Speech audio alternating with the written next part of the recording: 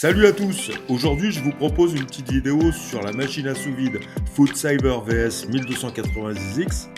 C'est celle-là que j'ai achetée et franchement j'ai galéré au départ parce que les tutos que tu regardes, ils vantent l'appareil mais ils n'expliquent pas les fonctions des touches. Alors moi je me sers pas de cet appareil pour affiner ma charcuterie, mais par contre je m'en sers pour la conserver. Je préfère la méthode de l'enfouissement à l'ancienne, dans le sel, et l'affinage à l'air libre ou en torchon. Comme ça, il se développe une fleur de sel, et contrairement à ce que disent certains, cette méthode est très fiable. Pour avoir une viande séchée, il faut qu'elle perde au minimum 30% de son poids. Donc pour une pièce qui pèse 400 grammes, elle doit perdre 120 grammes. Cela veut dire que ma pièce de viande doit peser au final 280 grammes. Et là, elle pèse 265 grammes, soit presque 35% de perte. C'est bien. Ici, pour cette vidéo, je vais conditionner 3 filets mignons. Ils sont restés 7 heures dans le sel et suspendus dans ma cave pendant 4 semaines. J'ai bien pris soin de noter leur poids. Alors, ce qui nous intéresse là, c'est la machine. La première touche, c'est pour faire une soudure. On crée un sac. La seconde permet de vider l'air, puis de souder pour fermer le sac. Enfin, la dernière touche, c'est pour les liquides. On va aspirer l'air avec une paille.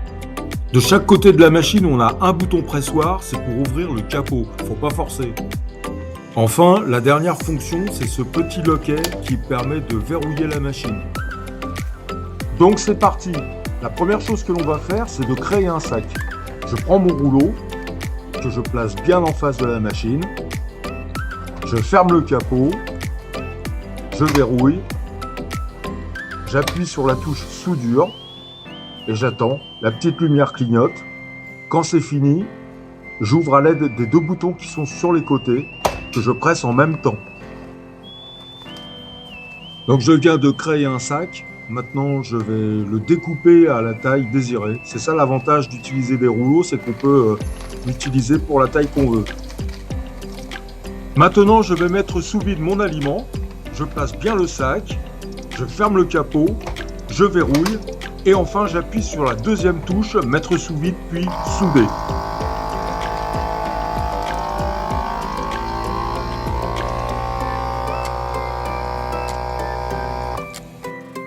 J'attends que la petite lumière finisse de clignoter. Ensuite, je déverrouille, puis j'ouvre le capot à l'aide des 2 boutons pressoirs qui se trouvent sur le côté. Voici mon filet mignon, bien protégé, que je pourrai garder au frais pendant 5 à 6 mois.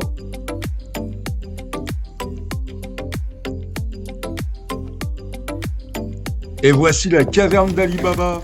Tant qu'il fait frais dans une cave, on peut garder ça gentiment au frais. Sinon, il va falloir le mettre dans un frigo. Pour déguster, moi je conseille de sortir quand même l'aliment de son sac et de le laisser 24 heures à l'air libre. Comme ça, il durcit un peu plus et il dégage plus de saveur. Ciao, bye bye.